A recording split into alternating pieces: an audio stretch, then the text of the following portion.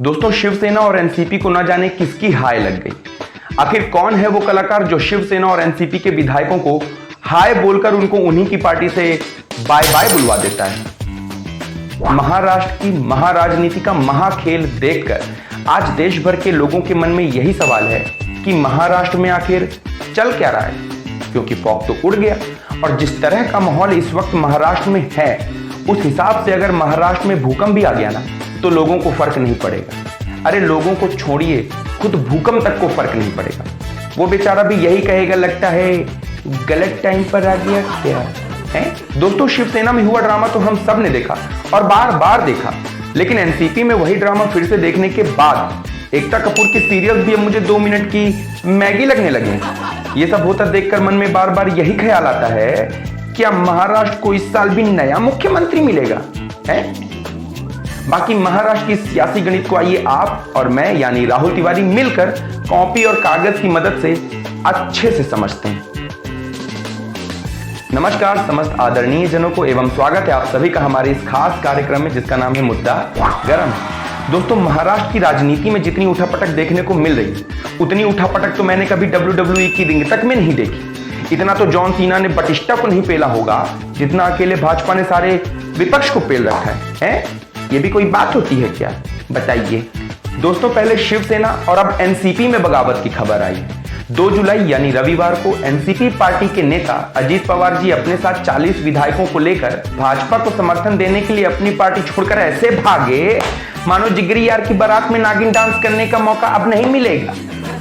वहीं एनसीपी के बाकी नेता और चाचा शरद पवार जी अभी तक यही सोच रही हैं कि हमारे आंगन में लौटने की जगह कम थी क्या, जो विरोधी की शादी में नागिन बनने गया है? दोस्तों, आमतौर पर सिस्टम तो ये होता है कि किसी भी राज्य में 5 साल के लिए एक बार चुनाव होता है और जीती हुई पार्टी का एक चेहरा मुख्यमंत्री के रूप में चुना जाता है, वो भी बिना किसी अपवाद के। लेकिन महाराष्ट्र की स्थिति देखकर लगता है कि महाराष्ट्र देश का पहला राज्य बनेगा जहां 5 साल के कार्यकाल में 5 मुख्यमंत्री बनेंगे है? महाराष्ट्र की पिछली सियासी घटनाक्रमों को देखा जाए तो 12 नवंबर 2019 में शिवसेना से उद्धव ठाकरे मुख्यमंत्री पद के लिए घोषित किए गए थे। फिर इसके बाद 23 नवंबर 2019 को देवेंद्र फडणवीस ने सीएम और अजीत पवार जी ने डिप्टी सीएम की शपथ ली। फिर 3 दिन बाद यानी 28 नवंबर 2019 को महाविकास अघाड़ी सरकार के सीएम के रूप में उद्धव ने शपथ ली और अजीत पवार फिर से डिप्टी सीएम बने।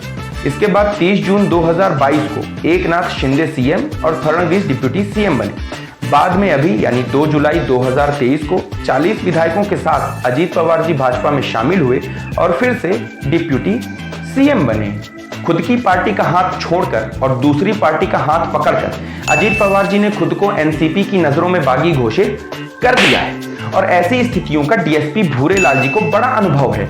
डीएसपी भूरेलाल जी भी कहते हैं कि ई तो साला होना ही था। अब चलिए जानते हैं क्यों भूरेलाल जी ऐसा कहते हैं। दोस्तों, अगर चाचा शरद पवार जी के पॉलिटिकल करियर पर नजर डालें तो पता चलेगा क्योंकि सास भी कभी बहू थी। मतलब इन्होंने भी 1978 और 1999 में अपनी ही पार्टी से बगावत की थी और उस वक्त शरद पवार जी कांग्रेस पार्टी के कार्यकर्ता थे। शरद पवार जी भी ऐसे ही हाथ पकड़ो चर्चा छोड़ो टाइप की राजनीति कर चुके हैं। अब अजीत पवार जी ने जो देखा वो सीखा। खैर, इन सबसे ये तो समझ आ गया कि राजनीति में कोई किसी का सगा नहीं होता। ऐसी खौफनाक और रोमांच से भरी हुई राजनीति को मेरा दूर से ही नमन है और महाराष्ट्र के तमाम कद्दावर नेताओं को जो पार्टी बदलने में स्कोप तलाश रहे हैं उनसे मैं कहना चाहूंगा, कर शपथ और कर शपथ। वैसे कायदे से तो अब भारतीय जनता पार्टी को भी चुनाव लड़ना छोड़ देना चाहिए और हर राज्य में सीएम पोस्ट की बस वैकेंसी निकालनी चाहिए। साथ ही शर्तें बता दें कि 40 विधायकों को हमारी पार्टी में लेकर आने वाले को सीएम पद के लिए प्राथमिकता दी जाएगी। साथ ही बागी विधायकों को मंत्रिमंडल में जगह भी दी जाएगी। बाकी बगावत से भरे इस मुद्दे को यहीं पर खत्म करते हैं और वीडियो अच्छा लगा हो तो लाइक करें, शेयर करें, चैनल को सब्सक्राइब करें, करके देखिए, बहुत अच्छा लगता है यार। Thank you.